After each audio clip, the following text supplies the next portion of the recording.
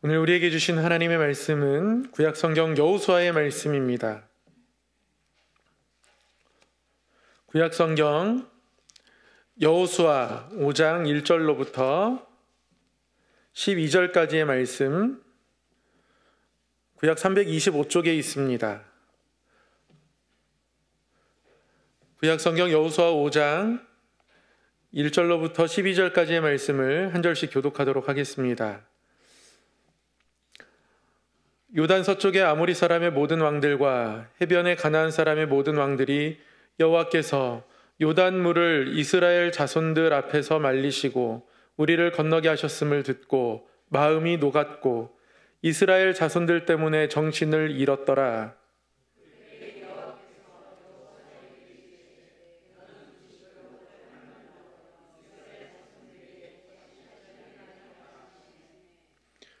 여호수아가 부싯돌로 칼을 만들어 할례 산에서 이스라엘 자손들에게 할례를 행하니라.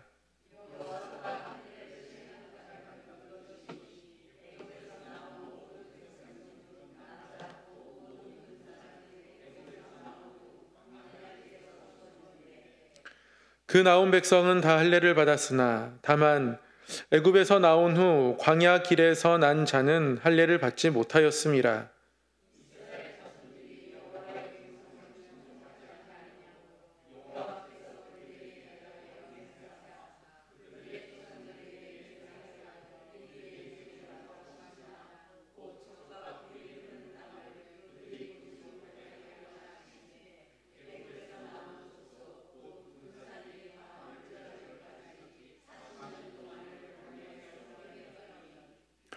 그들의 대를 잇게 하신 이 자손에게 여호수아가 할례를 행하였으니 길에서는 그들에게 할례를 행하지 못하였으므로 할례 없는 자가 되었음이었더라.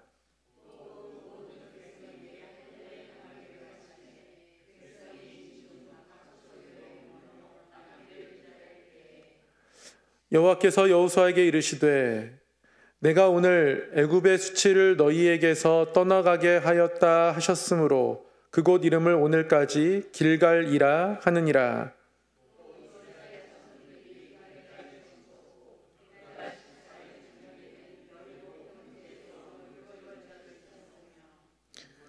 유월절 이튿날에 그 땅의 소산물을 먹되 그날에 무교병과 볶은 곡식을 먹었더라.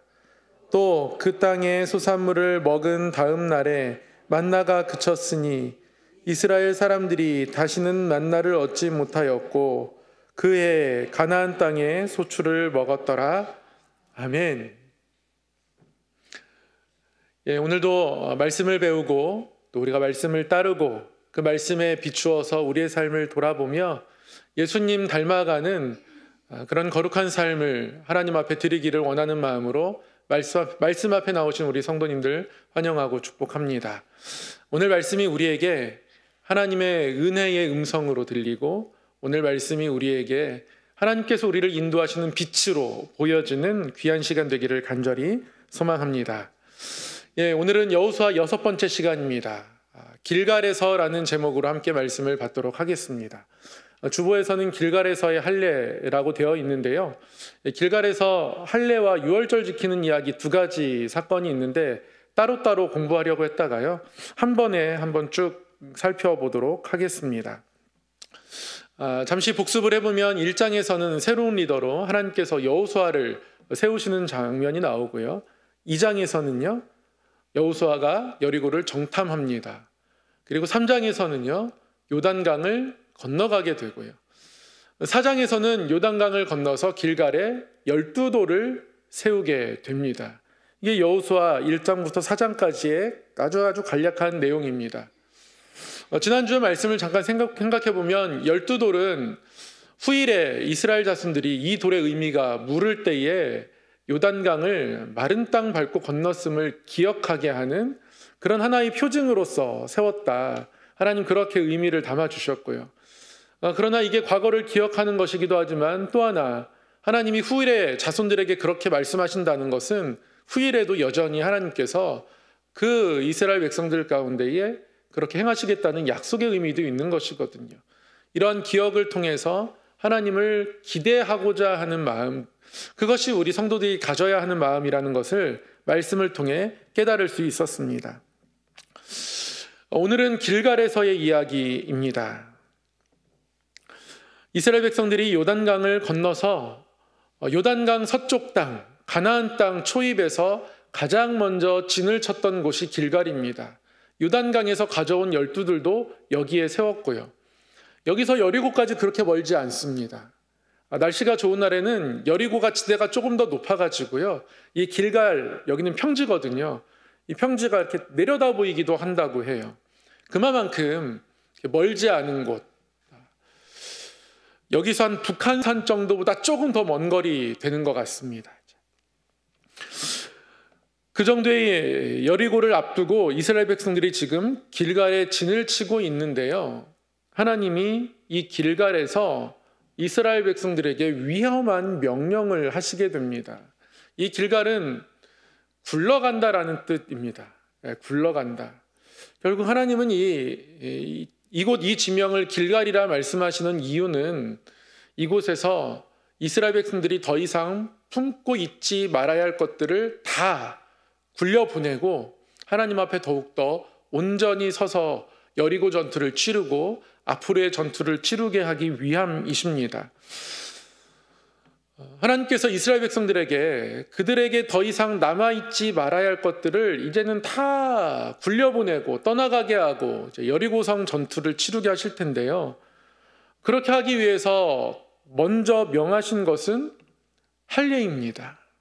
하나님이 이스라엘 백성들에게 할례를 명하셨어요. 할례. 여리고성에서 날씨가 좋으면 이스라엘 백성들의 진들이 내려다 보일 텐데요. 거기서 남자들이 다 할례를 하고 있으면 사실은 굉장히 위험할 수 있습니다. 남자들이 할례를 한 이후에는 움직이기 어렵거든요. 그럼에도 불구하고 하나님은 할례를 하도록 명령하셨습니다. 왜 하나님께서 할례를 하게 하셨을까요? 이 할례는 하나님 앞에 구별된 백성의 정체성입니다. 하나님이 처음 할례를 명하신 건 아브라함에게입니다. 창세기 17장에 보면 하나님이 아브라함에게 할례를 하도록 명하시는데요. 이때 아브라함의 나이가 99세입니다. 하나님이 또 아브라함에게 이르시되 그런즉 너는 내 언약을 지키고 내 후손도 대대로 지키라. 너희 중 남자는 다 할례를 받으라. 이것이 나와 너희와 너희 후손 사이에 지킬 내 언약이니라. 너희는 포피를 베어라. 이것이 나와 너희 사이에 언약의 표징이니라. 하나님이 이렇게 말씀하십니다. 아브라함 99세 때 하나님은 1년 후에 태어날 이삭을 약속하시면서 또 말씀하시면서 이때 아브라함의 이름을 바꿔주십니다. 아브라함의 이름이 아브라함으로 바뀌는 것이 창세기 17장에 나와요. 이 할례라는 것은 그 몸에 행해지는 어떤 징표, 표징이기도 하지만 이 할례는 아브라함의 이름이 바뀐 것과 밀접하게 연관되어 있습니다. 아브람이라는 이름은 그냥 고귀한, 존귀한 아버지 그런 뜻입니다. 높은 아버지 아니면 고귀한 아버지 이런 뜻인데요. 하나님이 이런 아브람의 이름을 아브라함으로 바꾸셨습니다. 아브라함, 이 아브라함의 뜻은 모든 민족의 아버지 그런 뜻입니다. 하나님이 아브라함을 모든 민족의 복의 통로로 삼으시겠다는 거죠. 그런 하나님의 계획을 가지고 아브라함의 이름을 아브라함으로 바꿔주시면서 아브라함에게 할례를 행하게 하신 겁니다. 그리고 하나님의 약속의 표징이 되었습니다. 할례는 그러한 정체성입니다. 이름이 바뀐다는 건 삶의 목표가 바뀐다는 것을 뜻하는 거고요. 삶의 방향이 바뀐다는 것을 뜻하는 겁니다. 안디옥에서 예수님을 믿는 성도들이 그리스도인이라 칭함받기 시작했습니다. 그들의 삶의 목적이 바뀌었기 때문에 그래요. 그리스도를 전하는 삶으로 그리고 그리스도를 따라 사는 삶으로 바뀌었기에 그들의 이름이 그리스도인이 된 겁니다. 구약시대 때 할례가 있다면 우리에게도 아주 할례의 연장선상에 있는 중요한 예식 하나가 있습니다. 무엇인지 아시겠습니까, 우리 성도님들? 맞습니다. 세례입니다. 세례는 우리가 우리 마음에 하는, 또 우리 삶에 행해야 하는 할례와 같은 겁니다. 골로새서 2장 11절 12절에서 이렇게 가르칩니다. 또 그 안에서 너희가 손으로 하지 아니한 할례를 받았으니 곧 육의 몸을 벗는 것이요 그리스도의 할례니라. 세례입니다. 그리스도의 할례라 그렇게 이야기합니다. 너희가 세례로 그리스도와 함께 장사되고 또 죽은 자들 가운데서 그를 일으키신 하나님의 역사를 믿음으로 말미암아 그 안에서 함께 일으키심을 받았느니라 이렇게 말씀합니다. 우리가 세례를 통하여서 예수 그리스도와 연합하게 됩니다. 세례를 통하여서 그리스도와 함께 장사됩니다. 물론 지금은 예수님 당시의 세례처럼 우리의 몸을 온전히 물에 다 담그지는 않습니다. 초대교회는 그렇게 세례를 베풀기도 했습니다. 그리고 깨끗게 된다는 의미로 흰옷을 입고 물속에 들어가서 세례를 받기도 했습니다. 그런데 나중에 이게 여러 가지 문제가 되었습니다. 특히 어떤 이렇게 여자 성도님들이 세례를 받을 때 흰옷을 입고 물에 젖고 나면 그게 굉장히 민망한 상황들로 되어지고, 그래서 점점 세례를 더 거룩하게 하기 위해서 침례가 아니라 세례로 바뀌어지기 시작하게 되었죠. 그래서 그 전통 아래에서 우리도 세례를 베풉니다. 그러나 세례에 물을 머리에 뿌리는 것으로, 붓는 것으로 세례를 베푸지만 그 의미는 물속에 들어가서 옛사람이 죽고 다시 물 밖으로 새 사람이 나온다는 것. 마치 예수님께서 무덤에 장사되셨다가 다시 부활의 몸으로 부활하시고 우리도 그와 함께 하나님의 자녀로 함께 새로운 몸으로, 새로운 자격으로, 새로운 정체성으로 다시 하나님 앞에 일으키심을 받고, 그리고 결국 또 이 세상 끝날 예수님께서 다시 오실 때에 우리 주님과 함께 하나님 보좌 옆에서 함께 하나님을 찬양하며 그 영광 가운데 세워주실 것이라고 우리는 믿습니다. 그런 의미가 세례 안에 담겨져 있는 거죠. 그렇기에 우리는 이 세례를 받은 이후의 삶 속에서 늘 예수 그리스도를 묵상하며 예수 그리스도와 연합한 삶을 살기를 힘써야 합니다. 구별된 백성의 정체성으로 이스라엘 백성들이 할례를 행하고 하나님 앞에 다시 한번 하나님의 사람으로 세워지듯 우리 역시 이 가나안 땅 혼란한 이 세대 가운데에 복음에 참여한 자로 예수 그리스도를 따라가는 삶을 지켜내기 위해서 우리는 늘 그리스도와 연합해야 합니다. 그리스도와 연합한 세례를 받은 우리의 마음 하나님께 내어드리고, 그래서 우리는 그리스도와 연합했기에 늘 그리스도를 묵상하고 바라보며 우리 주님을 닮아가는 삶으로 우리의 삶을 지켜내야 합니다. 그러한 삶을 우리는 성화라고 부르기도 합니다. 거룩해 된다는 것이죠. 거룩하신 하나님께서 우리를 그 거룩한 자리로 부르셔서 내가 거룩하니 너희도 거룩하라고 말씀하셨고, 예수 그리스도를 통하여서 그 길을 열어 놓으셨으니 우리는 예수님을 묵상하면서 그 길을 따라가야 하는 겁니다. 그렇기에 예수님을 믿는다는 것은 결국 예수님을 따라간다라는 것까지 다 포함하고 있는 겁니다. 그러한 결단과 마음이 없이는 이스라엘 백성들은 가나안 땅에 나아갈 수 없는 것이고요. 우리도 이 가나안 땅을 점령해 갈 수가 없는 겁니다.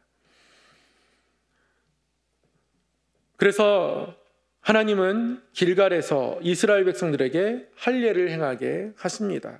너희가 구별된 백성이라는 것을, 이 땅을 하나님의 백성으로 변화시켜야 하는 사람들이라는 것을, 모든 백성의 아버지가 되겠다고 아브라함을 아브라함으로 이름 바꿔주시고 할례를 행하게 하셨던 그날 그 자리로 이스라엘 백성들을 초대하시면서 너희가 이 백성을 내 백성으로, 내 땅으로 변화시킬 것이라고 그들로 하여금 선포하게 한 겁니다. 그래서 이 구별된 백성의 정체성 안에는요, 용기가 포함되어 있습니다. 소망이 포함되어 있습니다. 이 땅을 바꿔갈 수 있다는 믿음입니다. 여리고성이 장대해도, 가나안 땅에 어떤 장대한 민족들이 살고 있다 할지라도 하나님께서 아브라함에게 모든 민족의 아버지로 너를 세우겠다 말씀하셨고, 할례를 행하게 하셨고, 이 땅의 백성들이, 그 후손들이 여전히 할례를 행하며 가나안 땅 정복을 준비하고, 우리 역시 세례를 통하여서 이 땅을 그렇게 바꿔갈 준비를 하는 겁니다. 세례는요, 내가 변화되어서 내가 변화되는 것으로 끝날 준비를 하는 게 아니라요, 세례는 이 땅을 변화시키겠다는 사명을 감당하는 마음까지도 포함하는 겁니다. 이게 바로 그리스도와 연합한 자의 중심이고요, 그러한 정체성으로 이스라엘 백성들에게 할례를 행하게 하신 겁니다. 이 할례에 또 하나의 의미가 있습니다. 온전한 신뢰와 순종입니다. 아까도 말씀드렸지만 날씨가 좋으면 여리고성에서 이 길갈의 평지가 다 보입니다. 이스라엘 백성들이 할례를 하고 다 남자들이 누워 있으면 여리고성 입장에서는 이보다 더 반가울 수가 없습니다. 오늘 말씀 1절에 기록된 것처럼 요단강 마른 땅을 밟고 건넌 것 때문에 많은 민족들이 이 이야기를 듣고 떨고 있습니다. 간담이 녹는다 합니다. 그런데 도저히 틈이 없을 것 같은 이들이 할례를 행하고 바닥에 누워 있으면 여리고성, 그 성 안의 사람들 또는 다른 민족들에게는 그야말로 기회입니다. 언제든지 이들을 들이닥쳐서 진멸할 수 있습니다. 그러니까 할례가 굉장히 무서울 수 있습니다. 회복되기 전까지 그 시간 동안 우리가 진멸당할 수도 있겠다라는 생각을 안 할 수 없는 거예요. 그럼에도 불구하고 이스라엘 백성들은 할례를 행합니다. 하나님이 명하셨기 때문에 행하는 것이고요, 하나님이 지켜주실 것이라고 확신하기 때문에 할례를 행하는 겁니다.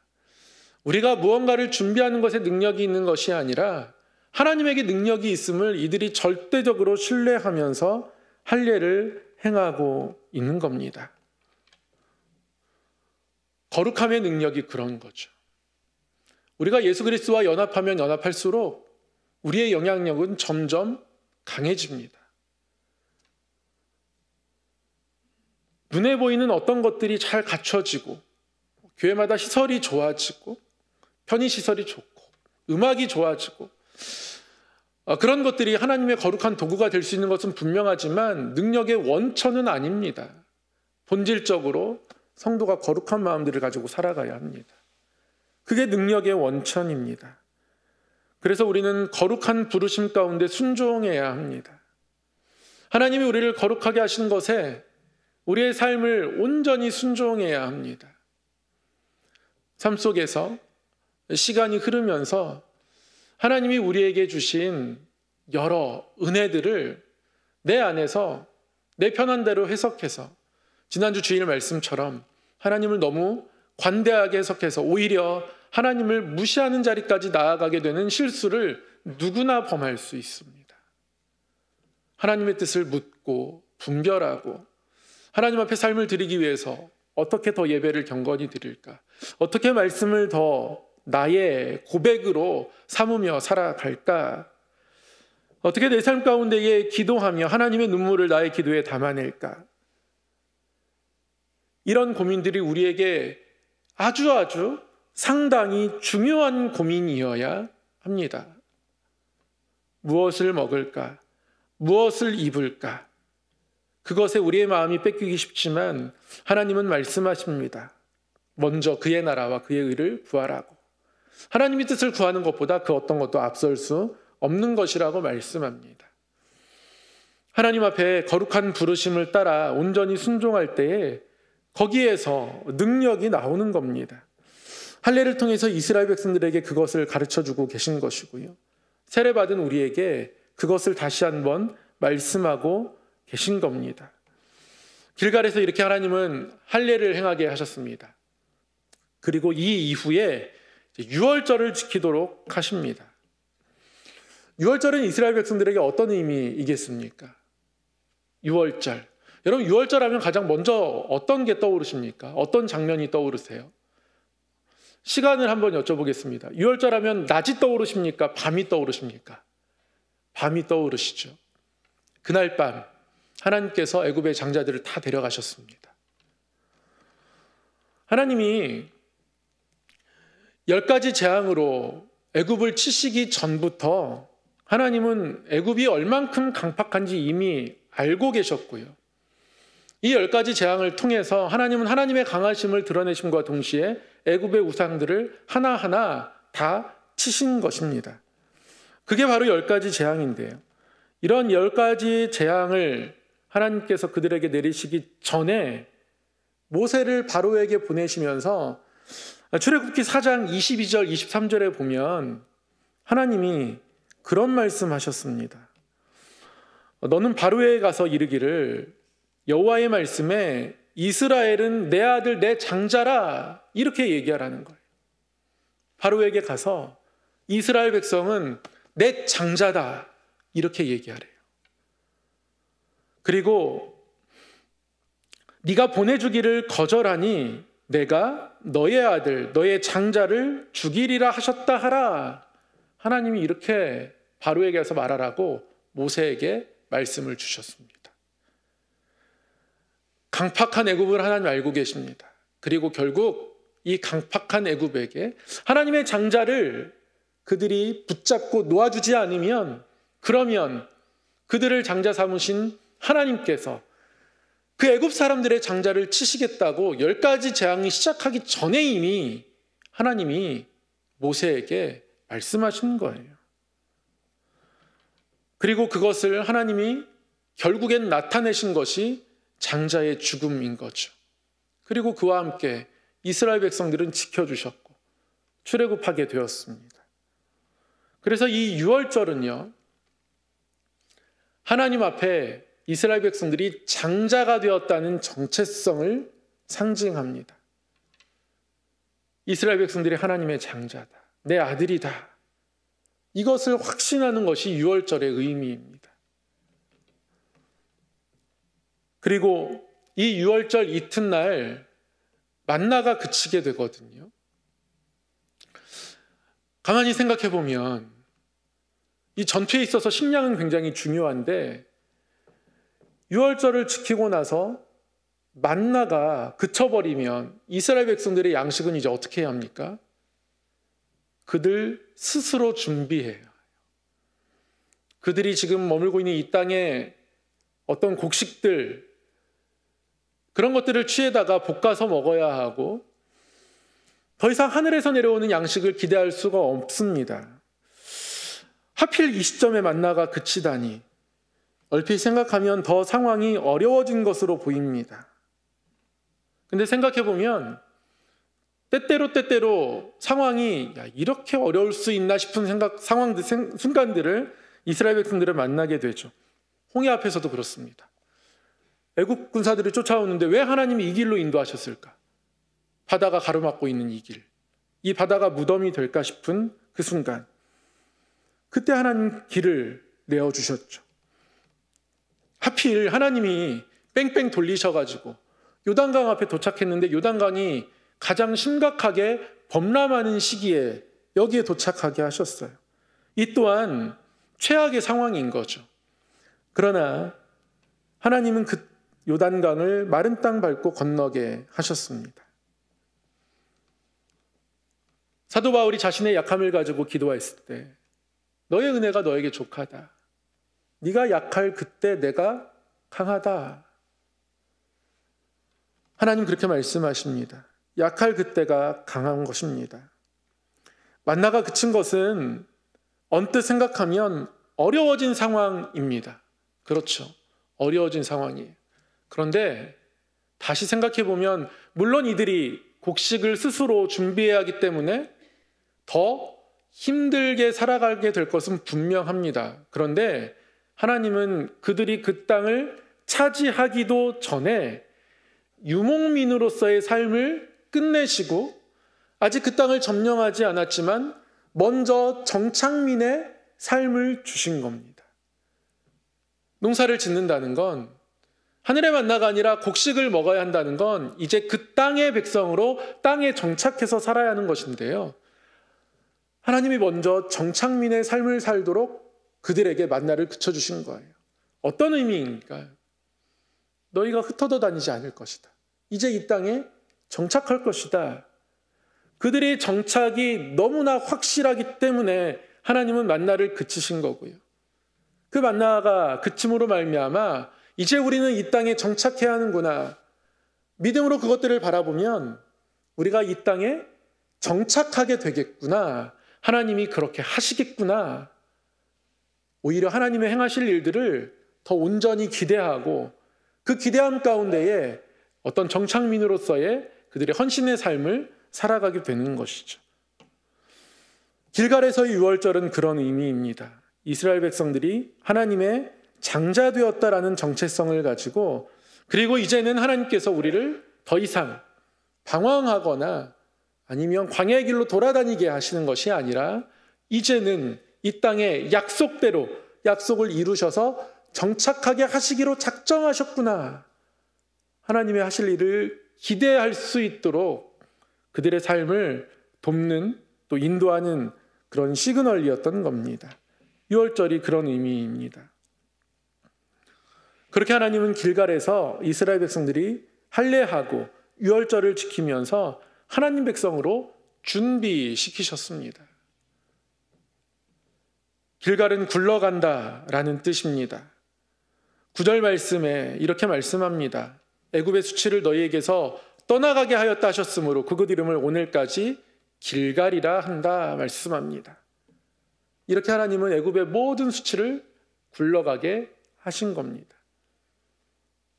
홍해를 지나 광야를 지나 다시 요단강을 지나 이곳에 돌아와서 마지막으로 아브라함에게 주셨던 약속의 할례를 행하게 하시고 애굽을 출발할 때에 그들이 지켰던 유월절을 다시 한번 이들이 지켜냄으로써 광야 시간 동안 할례도 못했고 유월절도 못 지켰는데요.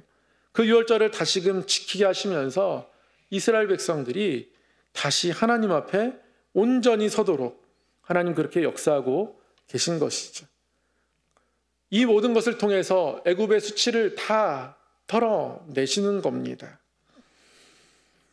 애굽의 수치를 떨어내고 애굽 그 아래에서 신음하고 고통받았던 시간들 하나님은 그들의 응답하여 주셔서 약속의 땅으로 또 아브라함이 말씀하셨던 그대로 여기까지 인도하셨고 하나님이 인도하셨음을 고백하는 할례, 고백하는 유월절을 이스라엘 백성들이 이렇게 길갈에서 지켜냅니다.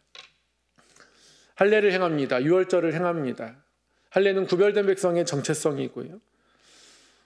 하나님 앞에 온전한 신뢰와 순종을 의미하는 겁니다. 유월절은 하나님의 장자가 되었다는 정체성을 의미하는 것이고요. 그리고 하나님이 이 땅에 우리를 심으시는구나. 오히려 하나님을 기대하며 곡식을 거두는 수고를 해야 하지만 그 가운데에 기꺼이 헌신할 수 있도록 이스라엘 백성들을 결단하게 하는 절기였던 겁니다.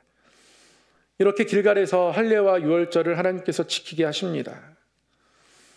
세상이라는 가나안 땅을 바라보면서 우리가 다시 한번 우리에게 세례 베푸시고 그리스도와 연합하게 하셨던 하나님의 뜻, 그리고 유월절 어린 양 되사 우리를 구원하시고 우리가 주의를 지키면서 유월절의 그 그림자를 예수 그리스도를 통해서 다시 밝히 보게 되어지고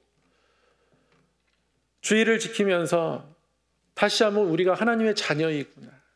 하나님이 우리를 통해서 일하시는구나. 하나님이 우리를 이 땅 가운데에 심으셨구나. 우리가 이 땅을 순례하며 순례자로 살아가지만 하나님은 이 땅을 하나님의 땅으로 바꾸고 싶어 하시는구나. 나만을 위한 믿음이 아니라 하나님의 땅을 위한 믿음들로 우리를 세우고자 하시는 뜻이 길갈에서의 할례를 통해서 유월절을 통해서 나타나고 있음을 보게 됩니다. 하나님은 길갈에서 그들의 과거를 다 씻어 주십니다. 그들은 애굽의 노예가 아니고요, 광야의 유목민도 아닙니다. 그들은 하나님의 장자입니다. 하나님의 자녀입니다. 그리고 할례를 통하여서 거룩한 백성으로, 그리고 다른 모든 민족을 하나님의 백성으로 바꾸어 갈 하나님의 사명이 있는 백성들로 세워집니다. 애굽의 수치를 다 굴러가게 하시고 할례를 통해서 그리고 유월절을 통해서 하나님의 사랑과 약속을 다시 한번 이들이 확실하게 붙잡습니다. 하나님이 그렇게 하십니다. 요단강만큼이나 두려운 여리고 앞 길갈에서 하나님은 이들을 새롭게 하시죠. 그 새롭게 하시는 하나님의 손길이 우리의 삶 속에도 임하기를 소망하게 됩니다. 우리가 이 땅을 살아갈 때에 상황이 아닌 하나님을 보며 살아가기를 원합니다. 우리 안에 그런 기도가 있었으면 좋겠어요. 하나님 아버지, 상황이 아닌 하나님을 보며 걷겠습니다. 하나님을 보겠습니다. 다시 한번 마음의 할례를 하겠습니다. 하나님, 다시 한번 하나님의 장자라는 것을 기억하겠습니다. 하나님, 아브라함에게 할례를 주시며 모든 민족을 하나님의 백성 삼으시려는 그 뜻을 보이셨으니 이 땅을 하나님의 것으로 삼을 수 있도록 하나님, 제가 다시 한번 헌신해 보겠습니다. 하나님, 상황이 어떻다 할지라도, 어떤 여리고가 있다 할지라도 그것보다 먼저 하나님 약속 바라보겠습니다. 길갈에서 할례와 유월절을 내 삶 속에서 지켜내겠습니다. 이러한 결단 가지고 우리가 이 땅을 살아가기를 소망합니다. 사랑의 하나님 아버지, 길갈에서 할례와 유월절을 통하여서 다시 한번 이스라엘 백성들을 준비시키고 세우시듯 하나님, 우리 삶 속에서도 이 길갈에서의 할례가 다시 한번 행해져서 이 유월절을 온전히 지킴으로 인하여서 우리에게 주신 세례의 소중함 알게 하시고 그리스도와 함께 장사되고 연합하여서 다시 새로운 몸으로, 새로운 하나님의 자녀로, 그래서 더욱더 하나님의 뜻을 우리의 삶에 품어내고 우리 그리스도와 연합하며 이 땅 가운데 거룩한 백성으로 살아가고자 하는 결심과 도전들, 하나님, 그러한 우리의 모든 걸음걸음 가운데에 행하시고 동행하시는 하나님의 일하심들을 볼 수 있는 삶 되기를 원하오니 그 거룩한 길로 우리를 인도하여 주시옵소서. 유월절 어린 양 예수 그리스도를 통하여서 하나님의 사랑과 우리를 하나님의 자녀 삼으신 은혜를 다시금 새기며 나아가오니 하나님, 이 땅에 우리를 심으셨사오니 하나님의 뜻을 이 땅 가운데에 드러내고 나타내는 삶으로 인도하여 주시옵소서. 유월절 어린 양 예수 그리스도의 그 피의 능력이 우리의 삶을 통하여서도 이 땅 가운데 나타나도록 역사하여 주시옵소서. 우리 성함교회를 세우셨사오니 우리 성함교회가 그렇게 세상의 여리고를 점령하며 무너뜨리며 하나님의 땅으로 이 땅을 변화시켜 갈 수 있는 도구 되도록 우리 모두를 거룩하게 세워 주시옵소서. 예수님의 이름으로 기도드리옵나이다. 아멘.